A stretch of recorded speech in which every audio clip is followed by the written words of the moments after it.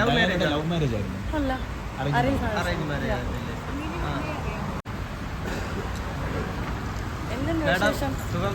ഡയനയെ കുറിച്ച് എന്തെങ്കിലും പറയാം, കല്യാണമായിട്ട് എന്തെങ്കിലും പ്രത്യേകിച്ച് പറയാൻ എന്തെങ്കിലും ഉണ്ടോ? പ്രത്യേകിച്ച് ഭയങ്കര ഹാപ്പിയാണ് ഡയാനയുടെ കല്യാണം.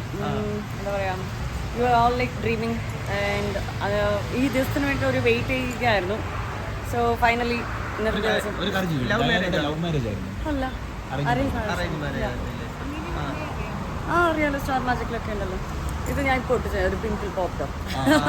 അത് വർക്കൊക്കെ അടിപൊളിയായിട്ട് പോകുന്നു.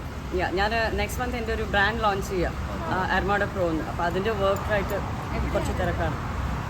ഓൺലൈൻ ബിസിനസ്സാണ് ഇപ്പോൾ. ആക്ടിവേഴ്സ്, വിമൻസ് ആക്ടിവെയർ, അതാണ് ഫ്യൂച്ചർ പ്ലാൻ. ഇപ്പോൾ മധുര നമ്പർ കാറ്റ് ഇപ്പോൾ കഴിഞ്ഞതേ ഉള്ളൂ.